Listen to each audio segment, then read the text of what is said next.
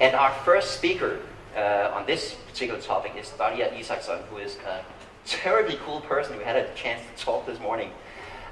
She has founded an agency in Stockholm called Hello Ziggy, and she was previously, for a previous conference, I Googled you, and for a previous conference, she was introduced as an innovation adrenalist, and isn't that just the coolest title ever? Please welcome Darja Isaksson.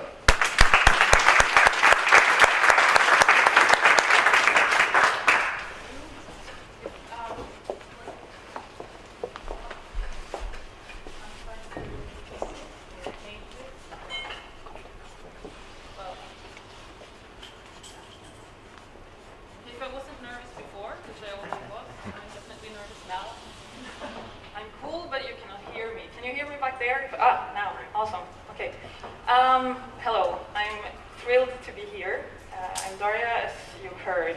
I think that one of the main reasons why I'm actually standing here is the fact that I grew up in a lab. I grew up in northern Sweden. I had two younger brothers, and one younger sister. We didn't have a lot of space, but regardless of where we lived, there was always one room in our house dedicated to electronics and technology. So the walls were covered with little red boxes filled with capacitors and resistors, and there was soldering stuff, and yeah, if you wanted to hang out with my dad, that's where you were supposed to be, so that's where I was. And that made me experience kind of interesting things, like trying to put together, when I was 11 years old, optic sensors with my cassette deck player. As you might already understand, I was not the kid with a lot of friends, but the one friends who did try to come and visit me at my home, they could actually try to enter my room and then hear my voice from the record playing saying, "Get out of here." I thought that was so awesome. Like, I really loved technology. And then a while later, I discovered the wonderful world of connected computers, which made it even more awesome. So in 1993, I discovered BBSs and started chatting away with people all over the planet and designing interfaces. And then IRC came, and then the web, and everything was so amazing. And since then, I've been kind of preoccupied with figuring out what this means to me, what this means to you, what this means to the world. So I think that's why I'm here. Another reason, at least why I'm so excited to be here and to participate in this day, is that a while back I got the opportunity to collaborate with Kristina Höök, who is a professor at KTH, and we wrote a debate article on the theme that we think that Sweden should become a test bed for the world in relation to the new possibilities of IoT. And the thoughts that I will share with you today, at least some of them, I had the opportunity of elaborating in this book. It's a debate anthology called Position Sweden on Innovation, Sustainability, and Workforce, where a lot of people with way more insight than me, and then I have a chance to be there, share their thoughts on what we could do. So I'm looking forward very much to sharing it with you and then getting the feedback, and in fact, that's why I'm both excited and more nervous than normal, I would say. So now you know a bit about me, and just since I come from the customer experience design perspective, I need to kind of start from a consumer perspective. So how many of you were working with digital back in 94, 95, when we started getting the web? A bunch, I can imagine. Do you remember how happy we were as soon as something was digitized and we could reach it online? We were like, yay, there's a website! I can check their opening hours, fantastic, I can read the news. We were like happy little children. Not so much for that long, right? Because then we got these things, and our expectations rose. Our expectations of a mobile lifestyle. We want everything, wherever we are, immediately. Make up our own terms. And that has impacted pretty much every business, some more than others already. So let's think for a while about the TV industry. Just a couple of years ago, what happened? Us as consumers were standing somewhere around here with our mobile lifestyle and our expectations of making our own decisions about what we want and when we want, going like, could we please watch what we want when we want to? And the TV industry were here, acting a bit like a gang, used to calling the shots, right? They know what a good product is, what a fair price is. So they were like, you guys are immoral, you're not paying, and by the way, we're not listening. They didn't change 1 inch.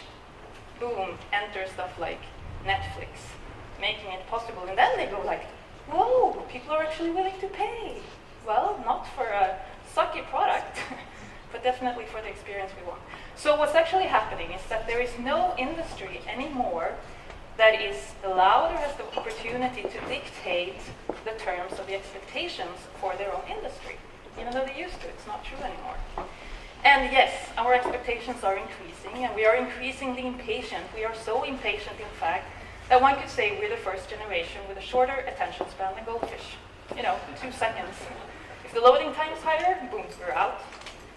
You think about what that means for business. Most businesses today are actually working hard just catching up with those expectations. I sometimes think what it means standing here, thinking every 2 seconds I should say something slightly funny, interesting, or provocative. Otherwise, you'll all collectively go like, and not listening. So that's why I kind of hurried. And that means that we're constantly comparing experiences across industries. So when we're sitting on the phone now, trying to reach, for instance, a doctor or a nurse to ask for something, we remember experience from a taxi company like Uber going, why can't I get their attention with a press of a button? Why can't I give the feedback right now, visible to that person and everybody else, how I thought about this experience? We're also starting to pay for things that we definitely didn't pay for before. Now, this is a couple of years back, but my daughter is now 12. And when she was 9, she wanted to spend real money, my money, on virtual copies of designer clothes. Now, how many of you think that's kind of weird? But in fact, most of us have spent money on designer jackets, right? Jeans. We're not paying for production value. We're paying for, I don't know, identity signals of sorts, apart from function. And she's doing the same thing, because that's where her crowd is. And we're going to see a lot more of that, because we're paying. How many of you have professional LinkedIn accounts?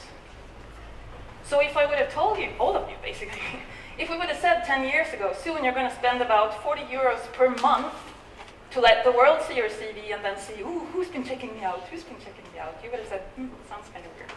So basically, this is quoting Chris Anderson, who said this years ago, but I think it's so valuable to look at a business from this perspective. We are willing to pay for saving time. We're also willing to pay for minimizing risk, perceived risk. We're willing to pay for increasing our status towards the peers that we care about. And we are always willing to pay for stuff that we love. So the bad news is expectations are changing really fast. And the good news is, if you manage to understand that, of course you can do good business. And I'm not even going to mention the impact we're going to see from nano and gene and robotics and all that new technology. I'm just going to say, like, here and now digital possibilities. We're seeing that all this technology getting cheaper and cheaper and more powerful, so powerful in fact that now we're starting to cram it into everything, meaning we're about to redefine a lot of stuff around us. Clothes has for tens of thousands of years been things that we use to keep ourselves in the right temperature and signal something about identity. And here comes companies like ASOS. They're now launching a line of workout clothes that have sensors everywhere that in real time measures what muscle groups are actually working to be able to provide feedback on posture, on whether I should work harder or not. Now, that's not just clothes that is sort of keeping me in the right temperature, signaling that I can afford them. That's more of a PT, right? That's a completely different value in a service like that. We're also about to redefine what we see as a rational approach to things. So looking back a couple of 100 years, if you felt ill, it would have been a rational approach to go to the local witch and hope that she had some herbs for you. And now during our times, it's been a local approach to go to see the doctor, and then people tend to do that more than they need to, and that's a problem.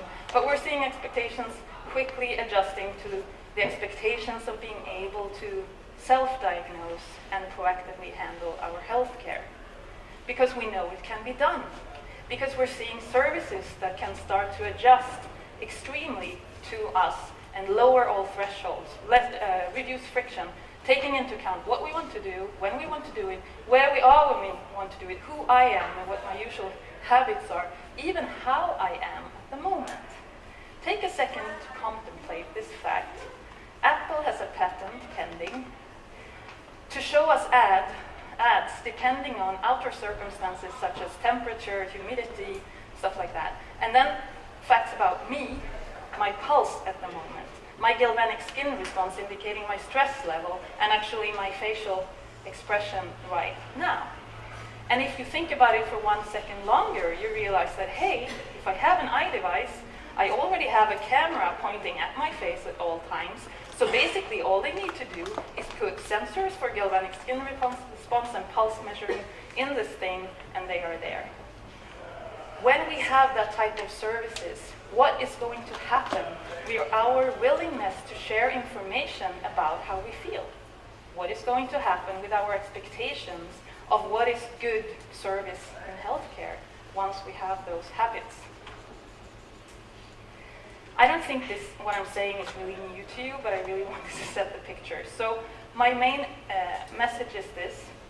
It's not just about opportunity. We're entering this new world of zero friction, but it's also about our expectations that are rapidly going in that direction.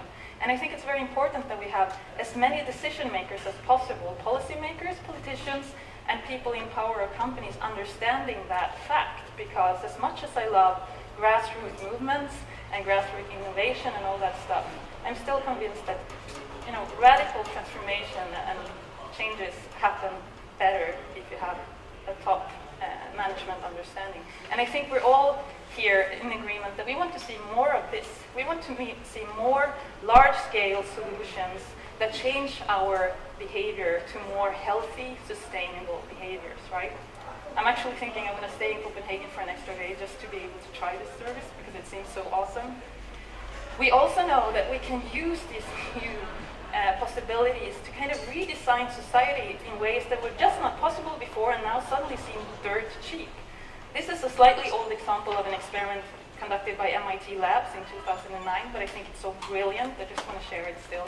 They simply took GPS trackers and put it on electronic garbage and threw it away. And then they could see that 20% of the garbage actually travels, across the continent way more than it should. And this is a result of really, really complex negotiations, contracts, local incentives and stuff that if you would have done it by paper digging, there's no way you could have understand how this works. And now you could do it just like that and then start spending your focusing on how to solve the problem. So, our world just has this new dimension. That's how I see it. A new dimension that is impacting every individual, every business, every organization, every human endeavor. Digital is not an industry, it's a dimension.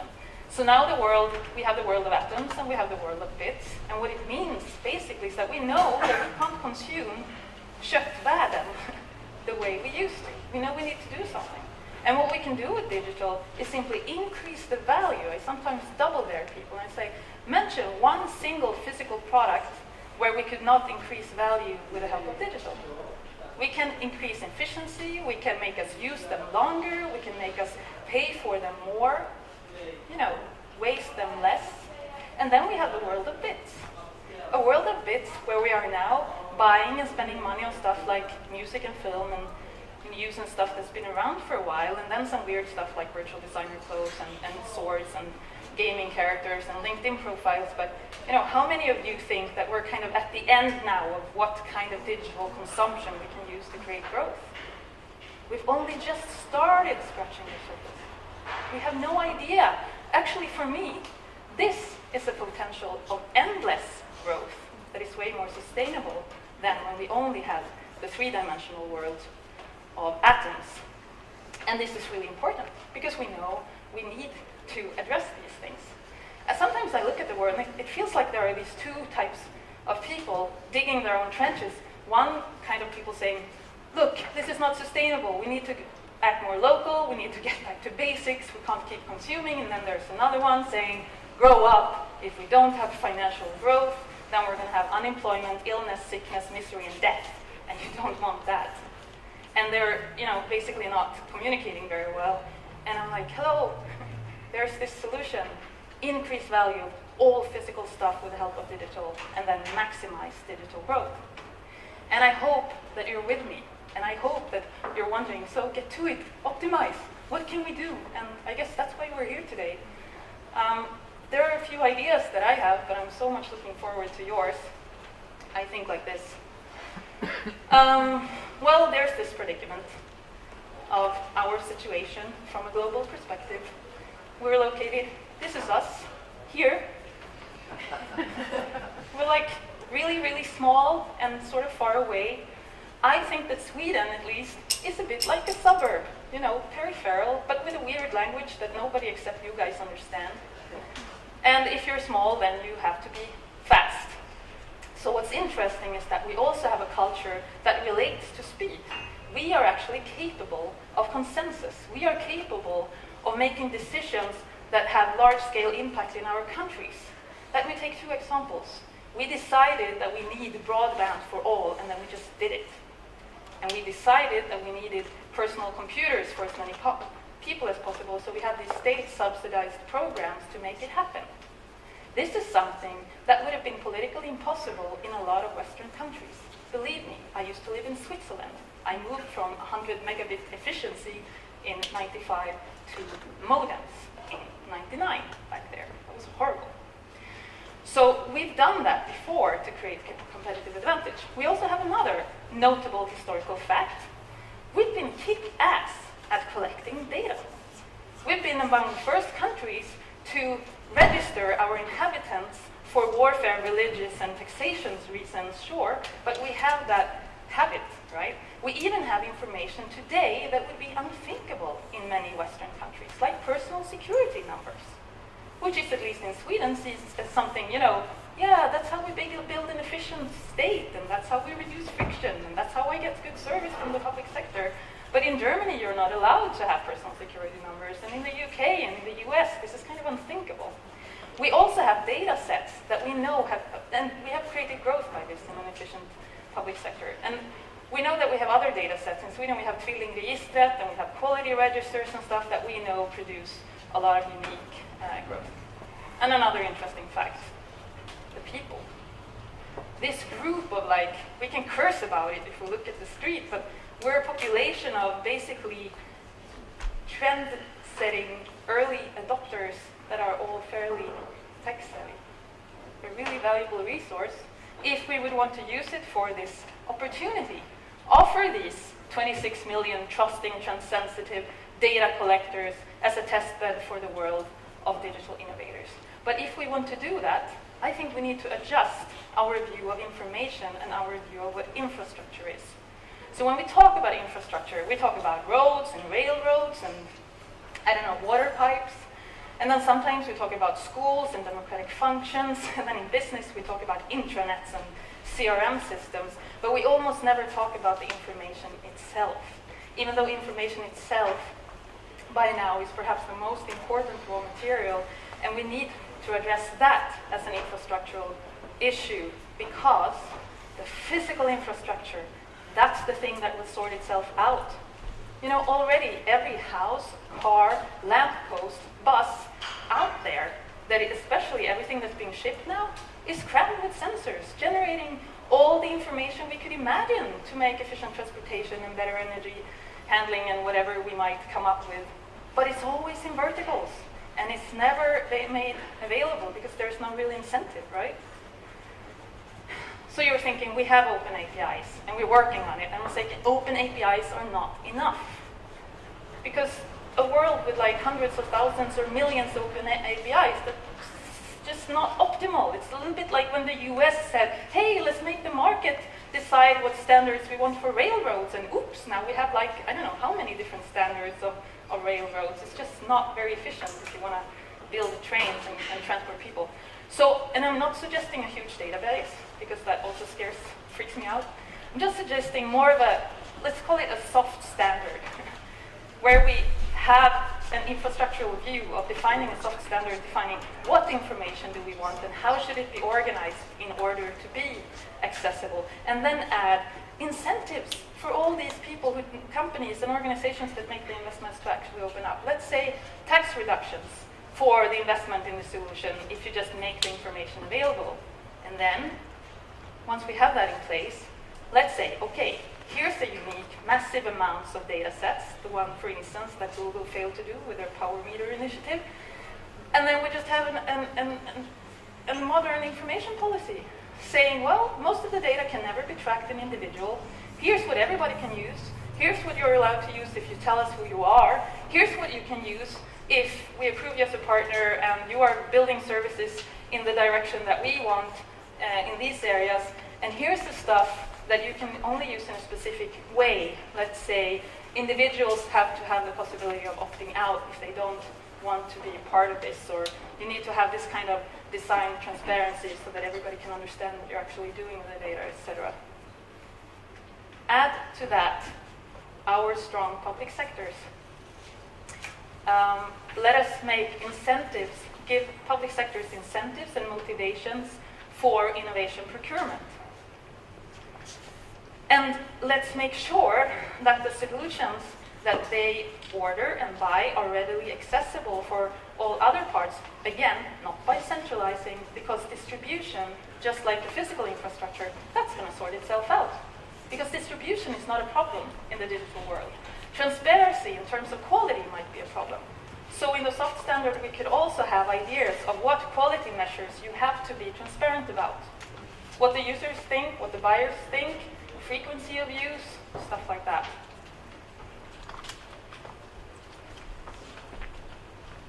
I have no idea what you're thinking right now. But I'm thinking, if we would do this, we would definitely have a unique offer to the world. And one might argue that Google or the US might scrap together bigger data sets, but what we could do is just a message, a bit like when Iceland, when you said, oh, we crowdsourced our författning. That's so cool. Until I think there are so few of you. You could have gone to the open plaza and raised your hands and done the same thing. And I'm just thinking, and I'm not being critical, I'm saying the same thing about us Nordic countries, that if we do this, we provide these unique data sets, we have this information policy, and we say nations, and then innovation procurement policy, where your applications will be used. It's just going to be so much more attractive. It would give our states a sort of a long tail income based on these, who's using this. We would have massive amounts of services. And I think that this type of modern information policy could be something to export in itself. How many are you now thinking? You're like a tech freak optimist. Have you ever thought about integrity? I mean, haven't you any kind of literary skills that you know what can happen? I am an avid sci-fi reader. I know what can happen. On a more serious note, there was also a politician yesterday in Sweden suggesting that artists making certain graphical imagery that they didn't like available to kids should be in prison. And, thinking about what that would mean, even a little bit more power, time, and teach her how to scrape the web, that would be scary. So yes, I see that. But the point is, this is sort of already happening. There is no way that humanity will say no to the possibilities of efficiency and growth in this area. So I'm worried about this passive backseat, I'm smart because I'm skeptic attitude. I'm very, very concerned, and I want as many as possible to have the proactive attitude saying, okay, we need an information policy. It would help if it would optimize for digital growth. Let's start discussing what that information policy should be, how it should be, because I know that we need it. And it should not be only focused on limiting data as they are now and saving integrity. It should also be focused on maximizing the chances for digital consumption and growth, and for increasing the value of all our atoms, right? And I believe that the people in this room are people who can see how it should be done, if it should be done, how it could be done, and definitely make a difference and make it happen. And if I can just have anything to do with that, my life would feel so much more meaningful and fantastic. So I'm looking forward for today. Thank you for having me.